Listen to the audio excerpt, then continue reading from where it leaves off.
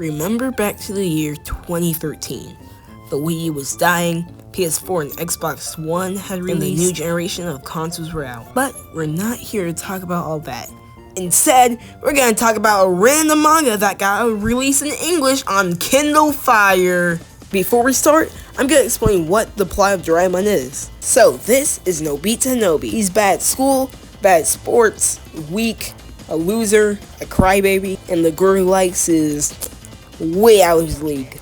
In fact, he's such a loser that he ended up starting his own company in the future because nobody wanted to hire him. This said company then burns to the ground, causing his entire family lineage to become broke. And so, Swashi, Nobita's great descendant, sends a robot cat from the future to help him so he won't, suck at life. And so that's a brief and honestly not that detailed summary of the plot. And so, before we get into our first chapter, let's go over some changes the Kindle Fire version made. Firstly, I want to get this out of the way right now. This version is completely uncensored, unlike the 2014 Bang Zoom Disney XD dub of the show. But there are still some changes, and so I'll go over them. They're very minor. Firstly, the entire manga has been fully colored in. Personally, I like both of them. They both have stood the test of time. Secondly, all the characters' names have been changed. And so, here's all the names. Nobita is now Nobi. Suneo is now Sneech. I'm praying I got that correct. And lastly, Jayan is now Big G.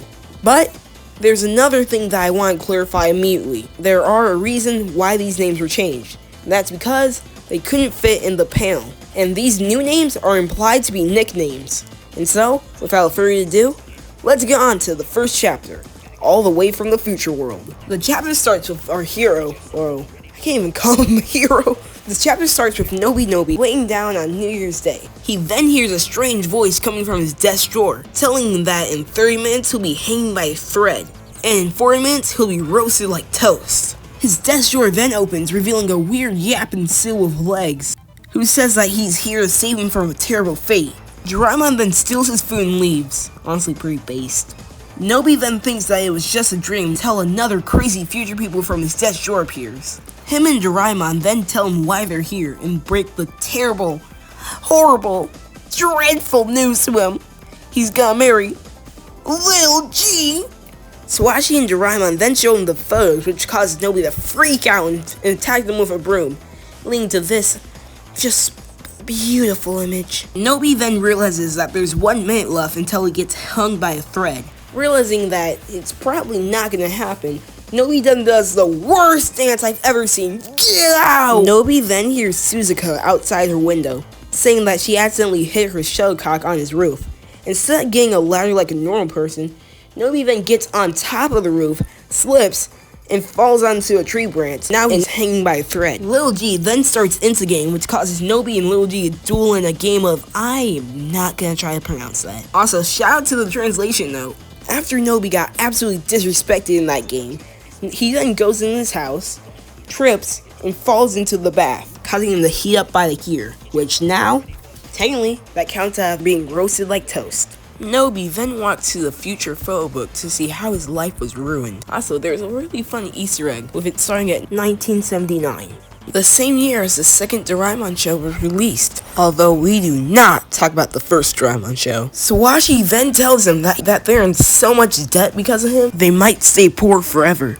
Which is why Swashi had sent Doraemon out to help him. The chapter ends with Nobi thinking that Doraemon might not be the best help. So, for a first chapter, it's actually really good. Although there are some growing pains, like the way Doraemon looks at this, like, why does he look like that? And this chapter managed to introduce a lot of stuff without feeling too bloated, which many episodes or chapters usually fail to do, which is honestly really impressive. But they don't introduce too much stuff where it becomes too much, but they introduce just enough where it's understandable and pretty easy to follow through. Also, this chapter introduces the Bamboo Copter, also known as the Tachocopter, also known as a Hopter. Why does it have so many names? But it's a very important and actually iconic gadget in the Doraemon universe. Also, seeing this in full color looks pretty nice. And on topic of the visuals, man, the characters are just so charming in this style. Lastly, because this was the first chapter, I spent a lot of time on it, so this review section was pretty long, but this was a pretty great first chapter. On to chapter 2, Return to the Unsender. The chapter begins with Tammy, Nobi's mom, waiting for a reply from the mail that she hasn't been getting. Nobi's dad then realizes that he forgot to actually send the message. Doraemon then whips out the pre-mailer. What it does is that if you give it a letter, it will send another letter of what the response will be. But it's not the actual person responding to it.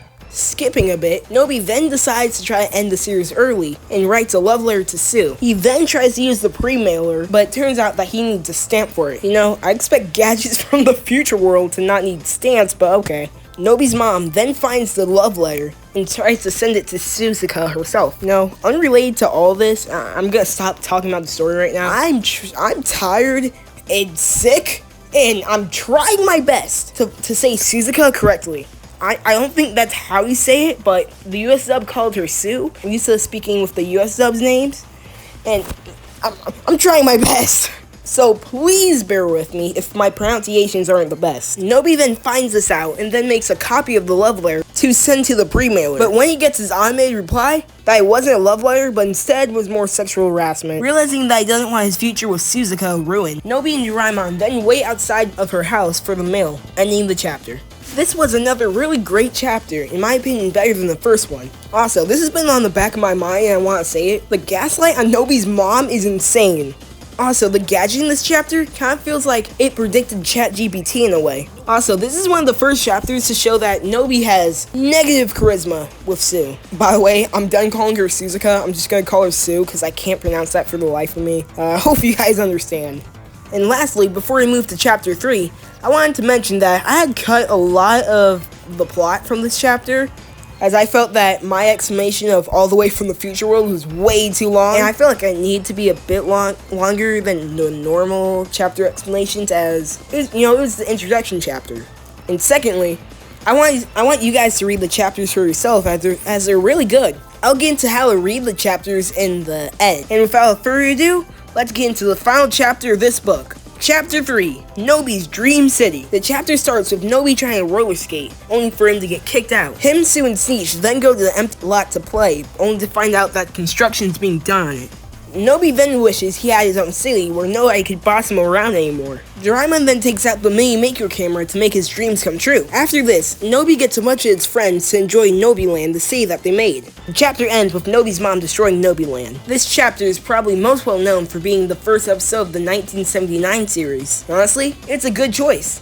Here's a tier list of the chapters so far. Currently, my favorite was Return to the Unsender. In my opinion, it was the funniest one. But, you know how I said that I kind of skimmed over the plot because I wanted you guys to read it for yourself? Well, there's an issue with that. So, you can only read the translated English manga if you have a Kindle and live in the United States. Firstly, with the fact that it's only in the United States, you could probably get it with something like Surfshark VPN, which I'm not sponsored, don't even try. If you don't have Kindle, then you're probably out of luck.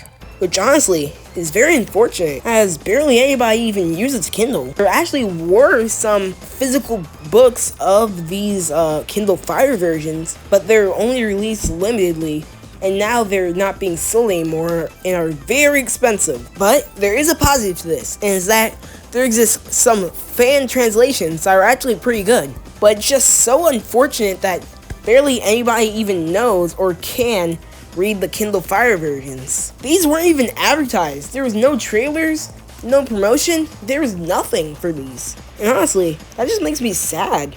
Although, they did translate a lot of these. And I mean a lot, over 200 volumes, we're gonna be here for a while.